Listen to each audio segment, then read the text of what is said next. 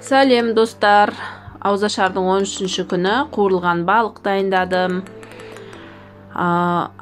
Өте дәмді болды, балаларға ұнады. Осындай қып-қызыл әдемі балық болып шықты. Алдымен базардан әкелген балықтарды жуып, тазалап аламыз. Мынау карас деген балық, карасты бүтіндей қуыру керек.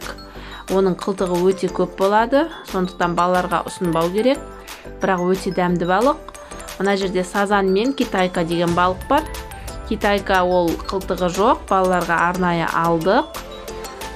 Осылай осып, тазалап жуып, осылмай қалған жерлерін осып, осылай тұздарын сеуіп, тұзы сіңіп тұру үшін. Және дәмдеуіштерін сеуіп, жарты сағат, 1 сағатқа қоямыз. Барлық жеріне тұздарды сеуіп шықтым.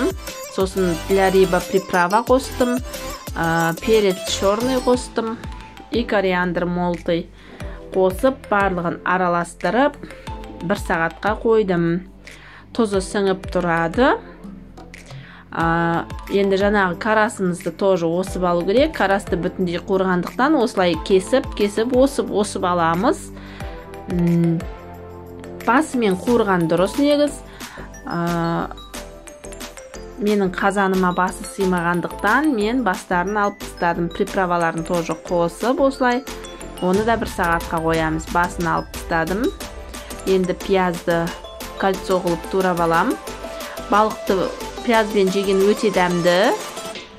Сондықтан пиязды осылай үлкен қылып турап алып, және оған қызыл бұрыштан қосып, укроп сушеный қоса салдым. Свежий болмады, көк пияз болса свежий қоссаңыздар. Уксус, кішкене яблочный уксустан қостым. Енді бірінші карасты қуырам жолдасыма. Карасты алдымда тарелкадағы ұнға жақсылап батырып, барлық жеріне тигізіп алдым ұнды. Қатты қызып тұрған майға салып, қып-қызыл қылып қуырасыздар. Карасты күйдіріп қуырған дұрыс, өйткені оның майда қылтықтары болады. Қуырылған кезде қытырлап, қылтықтарына дейін қуырылып кету керек. Мынау сазан мен китайка. Бұны да ұнға батырып, осылай істеп алдым. Кляр жасамадым, себебі клярды мен жолдасым ұнатпайды. Сондықтан ұнға осылай қуырып аламыз. Китайка мынау. Баларға бірінші қарын тойдырайын деп китайканы қуырдым. Яғни қылтығы жоқ балық. Жақсылап екі бетін ауыстырып, қып-қызыл қылып қуырамыз. Осындай әдемі болып шықты. Дәмді, еще тұзы сіңген.